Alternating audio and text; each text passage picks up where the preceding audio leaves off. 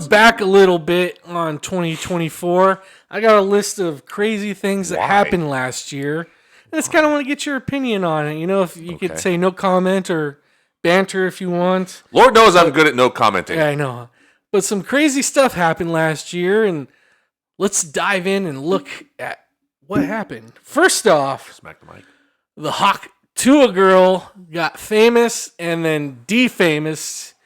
She spent her 15 minutes really hard and really fast. What's the Hawk Tua girl again? So she went on camera, and some guy, street question, asked her, like, what can you do to a man in bed that'll blow his mind? And she was like, you got to give him that Hawk Tua and spit on that thing.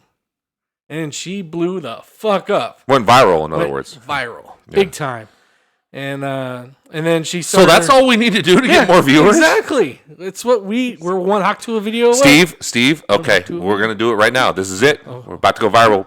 Please give me your best blowjob secret. Oh. Ready? What really gets them going for you? Ready? You ready? Yes. The head is where it's at. And we've officially jumped the shark. So that is one thing. You would know, Steve. I would. We had a assassination attempt on a former president who is now a current president, which is not yet. President-elect. About 5 days. President-elect is what you call them.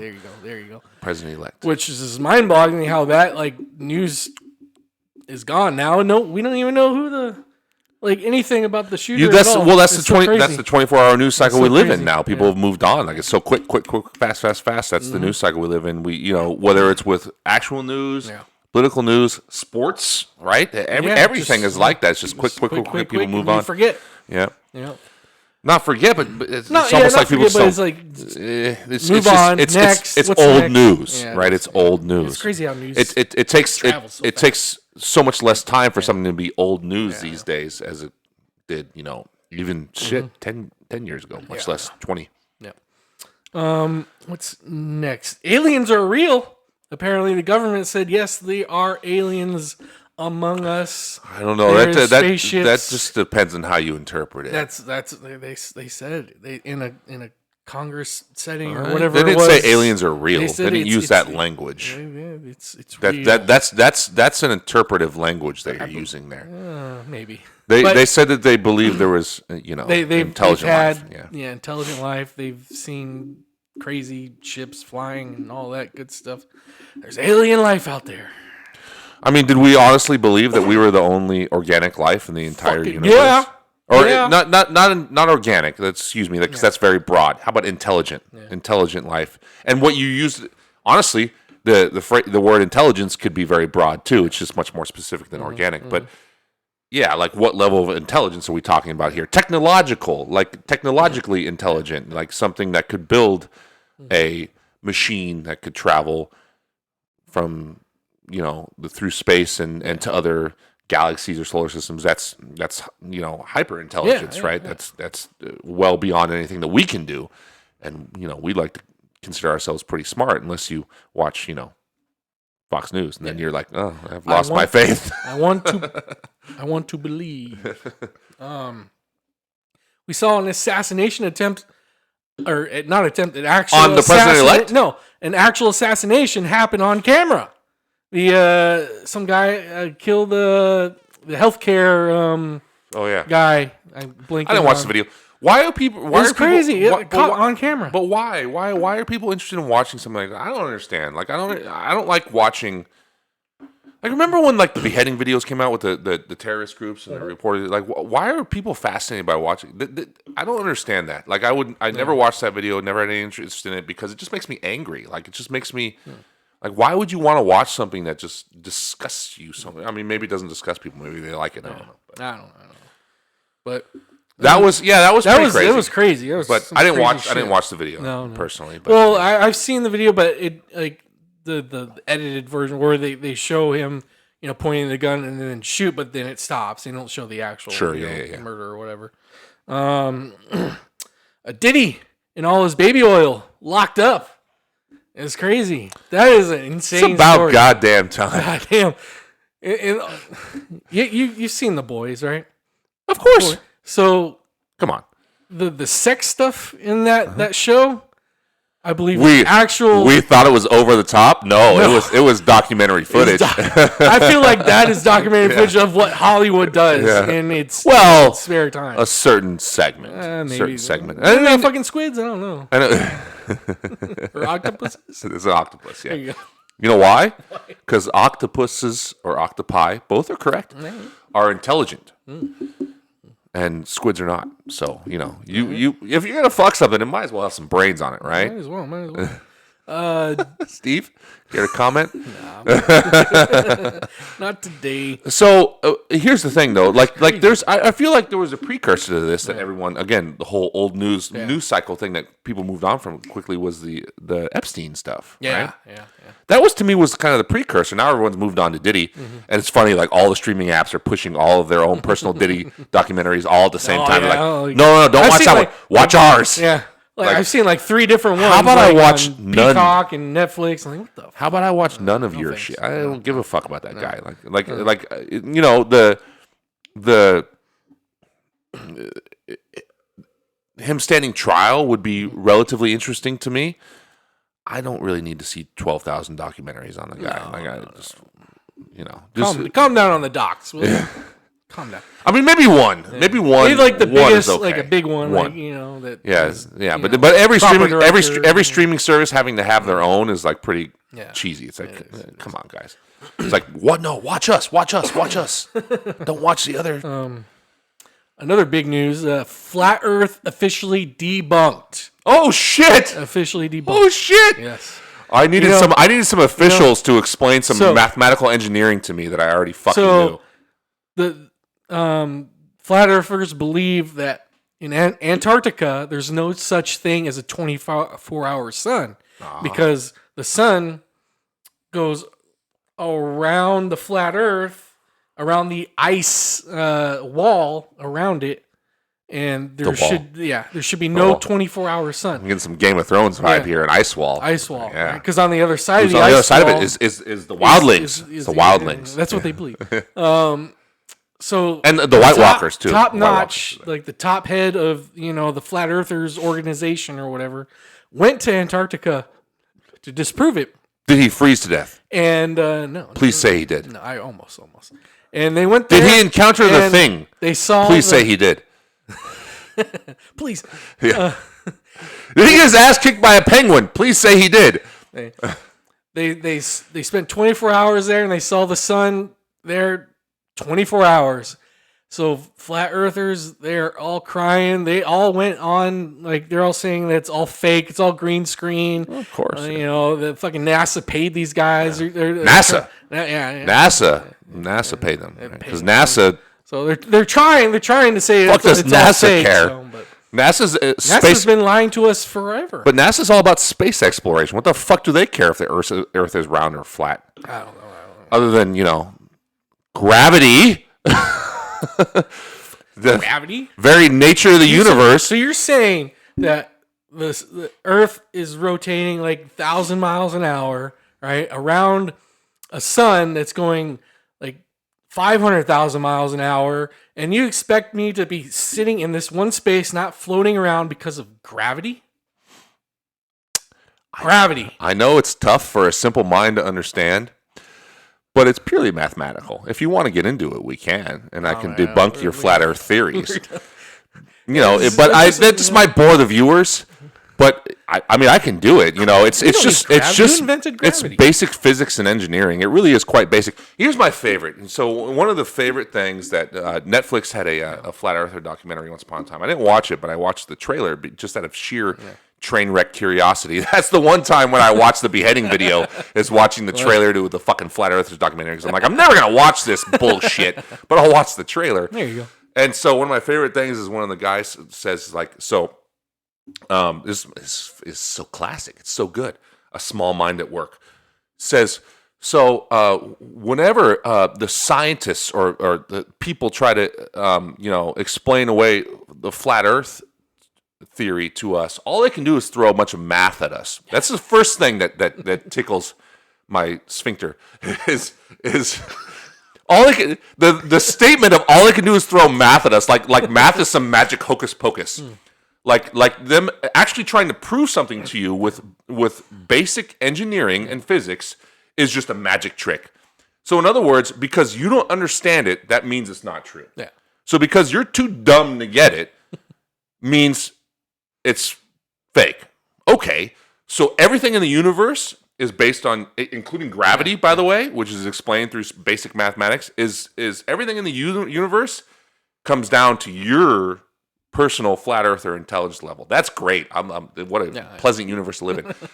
The next thing is, and then he proved his own stupidity. He literally proved in his statement that the Earth was round. It was great.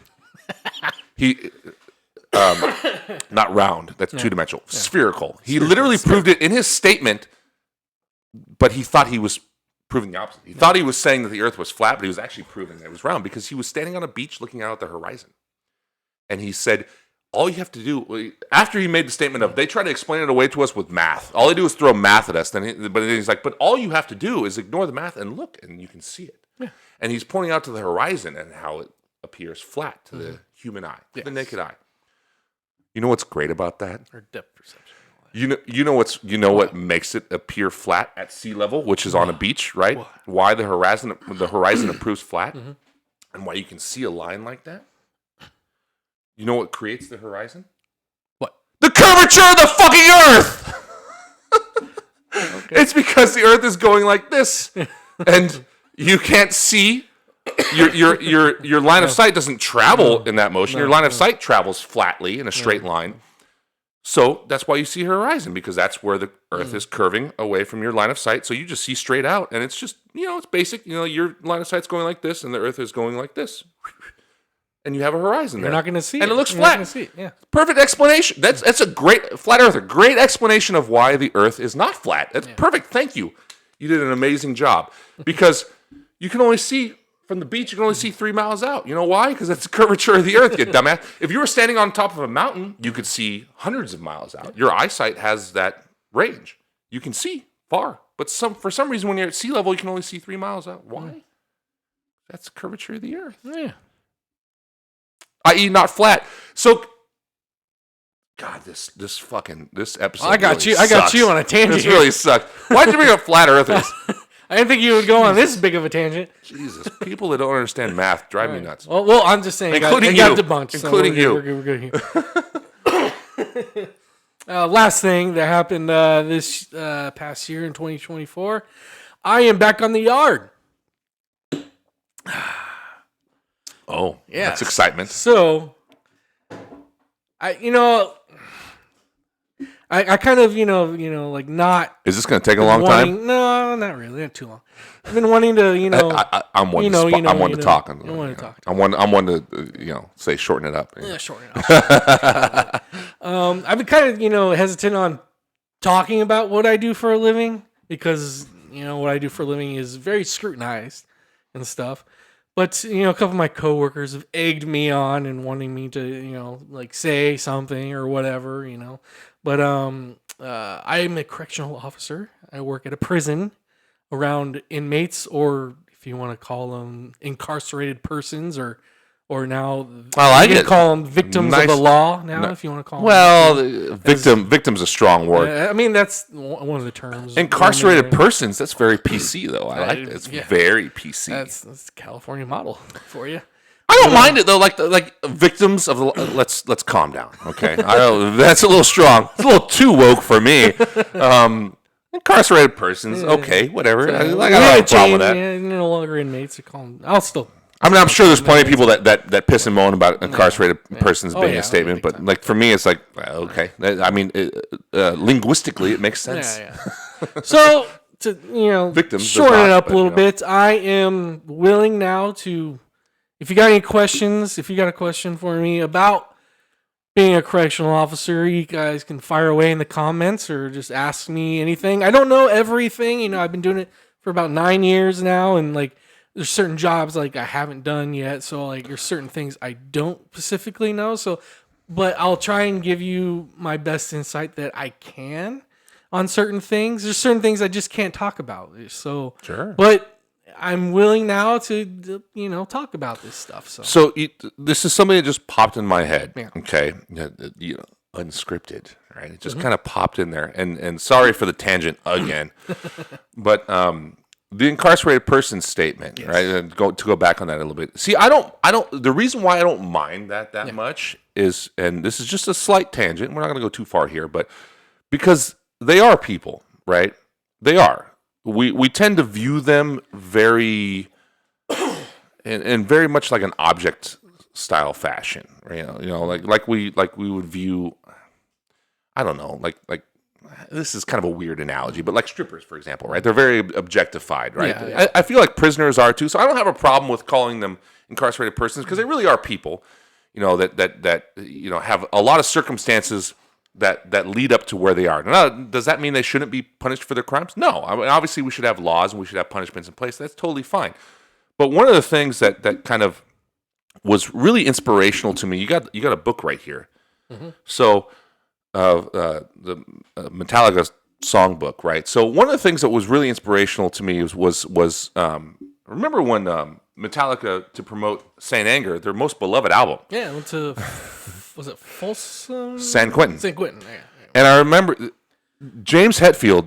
They performed a live set for the prisoners, and James, before they played, got up on stage and made an impromptu speech to the prisoners. And it was very powerful and just very human, and he said a lot of things that just kind of made sense, as James often does. Not only as just when he speaks, but also just in his songwriting and lyricism. And one of the things he said a lot of things, but one thing that really stood out is that he talks about music and how music really saved his life in a lot of ways. And he said, if it wasn't for music, I might be in here with a lot of you. And it really just kind of emphasizes the fact that they are people, right? Persons, if you will. Yeah. And, they're not just all pieces of shit, although we might like to identify them as such. And some of them are, you would know better than anybody, are really, really difficult to deal with. Mm-hmm. And belong there. Yes, there is, at times you have to face consequences. You have to take responsibility for your actions. And if that requires incarceration by the letter of the law, then or the spirit of the law, or whatever it may be, then so be it. But there's still people, there's still a humanity there that shouldn't go unnoticed. So that's why, anyway, it's a long way of saying I don't mind that. You don't mind the term? I don't mind that PC statement. To me, that's not too. That's the right amount of wokeness. Victims of the law, that has a certain connotation where I'm kind of that kind of is just a running joke of the officers and everything like that. Like, so now we're calling them victims of the law now or something. And like because why? Old school mindset. Here's my problem. Inmate. Always. Here's my problem is that to me that term is meant to incite a division. Yeah. It's meant to incite divisiveness, which our country loves so much nowadays. And one of the 2024 things that happened was the election, which is pure divisiveness, right? And so to me, that's the only thing I don't like about it. Not only because to me, victims is a strong word, because you do have to take responsibility for your own actions. You're not a victim. You have to take responsibility. Can they be victimized at times? Absolutely. There's always going to be gray area. We should not act like anything is black and white. Sure, they may have been victimized in their life as well. But there's also an element of responsibility. So there can be both. But to me, using the word victim is just somebody trying to be a troll, right? They're trying to incite some sort of divisiveness, and that's to where it's like it's a little over the top. I don't know. To me, it's a little much. Fair enough.